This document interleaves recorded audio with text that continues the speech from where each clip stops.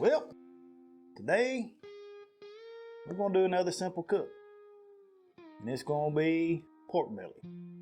So I'm going to show you an easy way to do pork belly. We're going to cook it on the Weber Kettle, and you'll end up with some nice, tender, juicy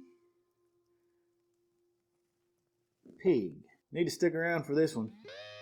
It's a good one. Look at you cooking.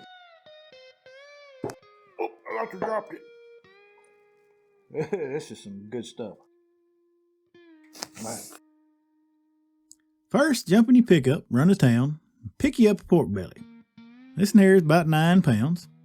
It's had the skin removed off the back, so there shouldn't be any trimming we'll have to do. Because if you trim off all the fat, you ain't going to be left with much. But what I want to do is I want to get the center cut out of here. We're going to take these 2 end pieces. We're going to stick them in the freezer for a later cook. We may do some pork belly burn ends or maybe some bacon. Leave me a comment. What would you like to see me try? And we're going to take this center cut and we're going to cut it in half. Because I'm going to eat some right after I finish this video. And we're going to wrap the other up and put it in the fridge and try something out the next morning. And there you have it.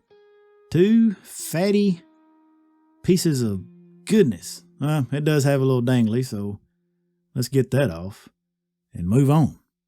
We're going to be seasoning today with MOJO barbecue. We're going to hit the edges, hit the back pretty good, and we're going to pull out the Killer Hogs Hot. If 2 rubs were ever meant to be together, it is these 2.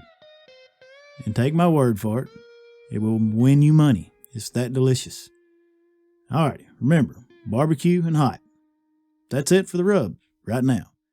Let's let this sweat in, and we're going to go outside and get the grill fired up. So our little Weber today, we're going to turn into a smoker. We've got our charcoal around one side and a half pan on the other. That half pan is going to help keep the charcoal over there, and it's going to catch the fat from that pork belly. Let's get one side started. Stick in a grate probe.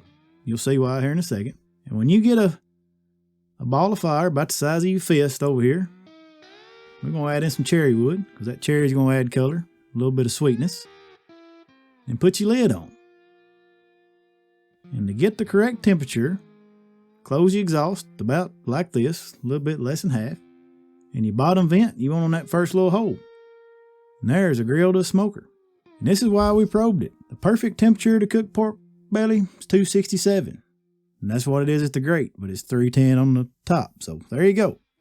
And always remember to put your exhaust over your meat when the Weber is a smoker. Alright, so we're all sweated in here. What we're going to do, we're going to try to get some of this excess rub off and get it back on the meat. Now, pepper and fat go together. So we're going to add just a little extra pepper for this cook. Put her on a vessel to get it out to the grill. Let's get her on. And this here meat is just sitting there looking. Man, that looks good. It's almost looks good enough to eat now. But anyway, alrighty, put her over that pan that way. Like I said, it'll catch that juice and get your lid on. So we're going to mix up a spritz. My good friends at Bushwick Kitchen, they sent me this Tree's Knees small batch bourbon maple. This stuff has been aged in whiskey barrels. It's delicious. Get you some hot water, about 2 ounces, and 2 ounces of syrup. Take your little taste and realize that, you can drink. Okay, before I embarrass myself, let's shake it up and get back outside. Now, this is about 2 hours in the cook. Now, we're going to be spritzing, not to keep it moist, because there's enough fat in this pork belly, it's not going to dry out. We're doing it to just add another layer of flavor. So spritz her up good and do it about every 15 minutes for the next hour until your pork belly looks something like this. And we're done. This is about a 3-hour cook.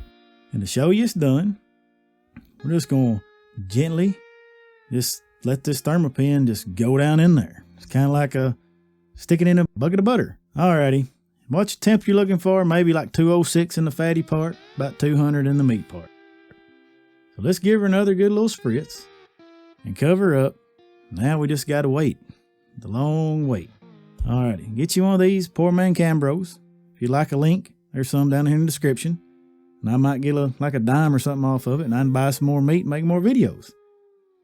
After an hour, here we have it. 2 beautiful pieces of pig belly. Alrighty, we're going to speed on through and give you the reveal shot. Now you know this stuff's good. I done told you in the beginning of the video.